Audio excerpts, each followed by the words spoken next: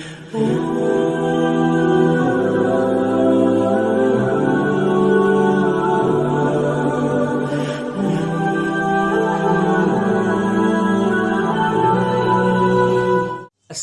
আলাইকুম রহমতুল্লাহি ওয়া কবিতার শিরোনাম এলো রামাদান।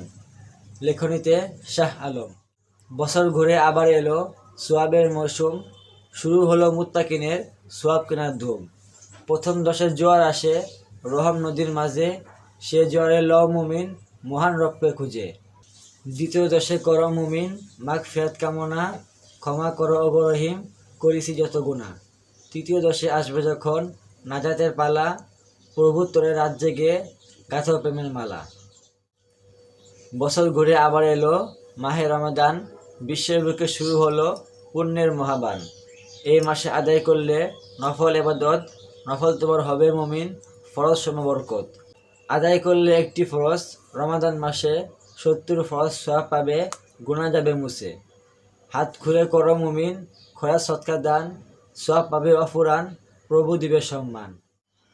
শাবান শেষে আবার এলো মাহে রমজান, সেই খুশিতে মুমিন মন গাইছে প্রভুর গান। প্রভু দিবেন আজ খুলে জান্নাতের দরজা, বন্ধু থাকবে এই মাসে সব পাপীর সাজা। খেজুর পানি দুধ দিয়ে করা মুমিন ইফতারি, পরপারে মুক্তির আশায় করা মুসলিম সব গুজারি। সারাদিন উপোস থাকলে পানাহার করলে বর্জন, সালে না পাপ মিথ্যা অন্যায় হলো না পূর্ণ অর্জন। বছর ঘুরে আবার এলো শাহরুন মুবারক, পুণ্যের হিল্লোল বয়ে দিতে ধরণী দেবালক। রমজানের শেষ 10-এ আছে একটি নিশি, হাজার মাস থেকে উত্তম সেই রজনী বেশি। লাইলাতুল কদরে নাজিল হলো আর কোরআন, শূন্য ধুধু মরু ধরায় ফিরল আবার প্রাণ। মুমিন ঘরে এলো আবার শাহরুন আজিম, ক্ষমা করো হে আল্লাহ রহমানুর রহিম। সবাইকে রমজানের শুভেচ্ছা।